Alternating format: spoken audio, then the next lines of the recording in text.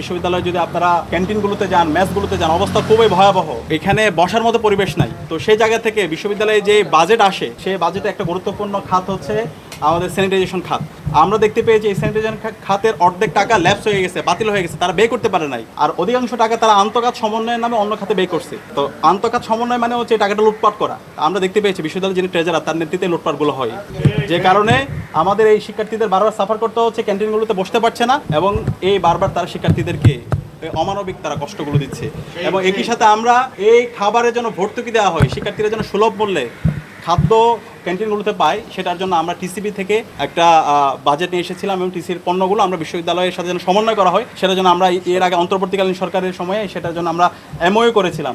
কিন্তু নতুন নির্বাচিত সরকার আসার পরে সে এমওইউগুলো বাতিল করে দেওয়া হয়েছে। এখন আমরা বর্তমান প্রধানমন্ত্রী এবং নির্বাচিত সরকারের কাছে আমরা প্রশ্ন রাখতে চাই, আপনারা কি ঢাকা বিশ্ববিদ্যালয়ের শিক্ষার্থীরা কষ্টে থাকুক, খাদ্যের কারণে তাদের খাদ্য অনিরাপত্তার মধ্যে দিয়ে যাক, তাদের এক্সট্রিম ফাইন্যান্সিয়াল ক্রাইসিসের মাধ্যমে তাদের এক বেলা খেয়ে দুই বেলা না খেয়ে থাকতে হোক, এটা কি আপনারা চান? আপনারা যদি এটা চান, তাহলে আমাদের আর কিছু করার নেই। তারপরেও আমরা আমাদের জায়গা থেকে আমাদের অ্যালামনাই যারা আছে তাদের কাছে গিয়ে আমরা এক্সট্রিম যারা ফাইন্যান্সিয়াল ক্রাইসিস স্টুডেন্টদের পাশে থাকার চেষ্টা করছি, এবং এই টিসিবি এবং অন্যান্য যারা আমাদের বেনিফিট যারা অ্যালামনাই আছে, বিভিন্ন প্রতিষ্ঠান আছে, তাদের সাথে আমরা কোলাবোরেশনলি আমরা শিক্ষার্থীদের জন্য খাদ্যের নিরাপত্তার জন্য আমরা কাজ করে যাবো। এবং আজকে আমরা উত্থাপন করেছি, বিশ্ববিদ্যালয় ভিসি বলেছেন তিনি টিসিবির সাথে আবার কথা বলে তিনি কাজ করবেন।